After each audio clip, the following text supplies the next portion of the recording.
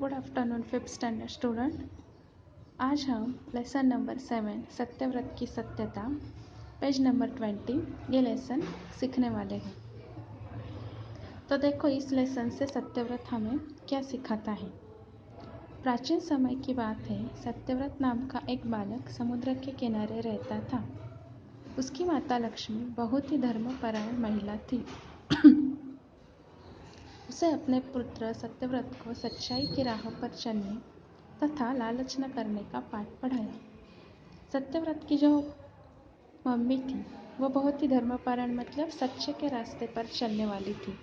उसने अपने बच्चे को सिखाया था कि कभी भी लालच ना करो और हमेशा सच की राह पर चलो, कभी भी झूठ नहीं बोलना चाहिए। सत्यव्रत के पिता धर्मा समुद्र से मछली पकड़कर अपनी गृहस्थी चलाते थे। मछली पकड़ने का काम उसके पिताजी करते थे। उन्हें भी किसी प्रकार का लालच न था। वो भी सत्य की राह पर चल के अपना चरितार्थ चलाते थे। उन्होंने यह प्रण ले रखा था कि समुद्र में एक बार ही जाल डालेंगे। उनका ऐसा नियम था कि अगर मछली मिले ना मिले हमें एक ही बार जाल डालना है। जितनी भी मिलेगा उसी से अपना घर चलाएंगे। अगर ना मिली तो वो घर पर आ जाएंगे। आज तक उन्होंने इसी व्रत को निभाया था। इसी प्रकार से वो भगवान का नाम लेते हुए अपना गुजारा कर रहे थे। भगवान का नाम लेके वह अपना गृहस्थी चलाते थे। एक दिन अचानक समुद्र में तूफान आया। ऊंची ऊंची लहरें उठने लगी। उसी समय सत्यव्रत के पिता समुद्र में मछली पकड़ने गए थे। फिर एक दिन बहुत तूफान आए, जैसे बारिश में होता है वैसे ऊंची ऊंची लहरें उठने लगी। और उसी वक्त सत्यव्रत के पिता भी समुद्र में मछली पकड़ने गए थे। उनके नाव इस अचानक आए तूफान में डूब गए। बहुत ढूंढने पर भी उनका कोई पता नहीं चला। इतना तूफान था कि वो नाव संभाल नहीं पाए और वो डूब गए तूफान में भी। और उनके पिताजी का कुछ भी पता नहीं था। सत्यव्रत की माँ बहुत दुखी हुई, क्योंकि तब सत्यव्रत केवल 12 वर्ष का था। बहुत छोटा था वो और उसे कोई भी अनुभव नहीं था, न मछली पकड़ने का न कुछ काम का। अब गृहस्थी कैसे चलेगी, उसे इसी बात की चिंता थी। अभी सत्यव्रत की माँ को बहुत चिंता होने लगी कि अपना बच्चा तो छोटा है, पिताजी भी नहीं है, तो फिर अभी अपनी गृहस्थी कैसे चलेगी। Next page.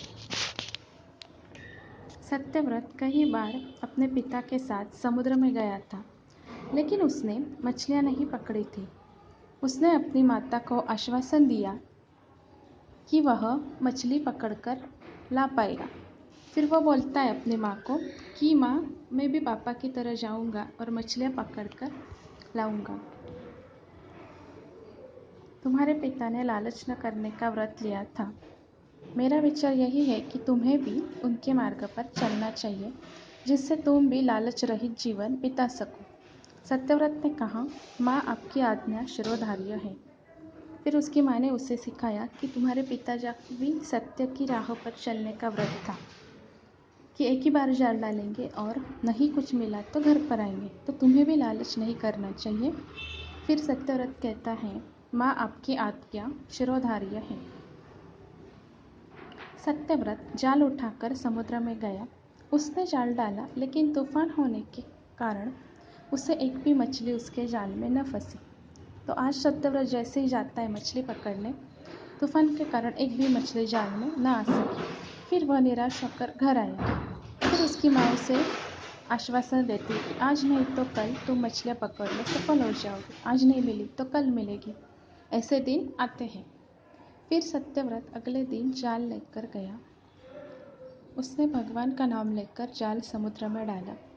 उसी दिन उसके जाल में कुछ मछलियाँ फंस गई, जिन्हें पाकर वह सामान खरीद ले आए। फिर वो मछलियों को बेचता है, उस पैसों से कुछ सामान ले आता है।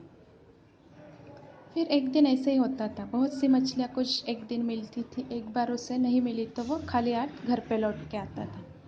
इसी प्रकार उनकी जीविका चलने लगी। लक्ष्मी तथा सत्यव्रत ने अपना कर्म किया तथा फल भगवान पर छोड़ दिए। एक दिन भगवान ने उसका परीक्षा लेने का विचार किया। अभी देखो आगे क्या होता है। See students, big videos are not coming to your group, so I will upload a small video. Okay, so here is the part 1 and part will be uploaded soon.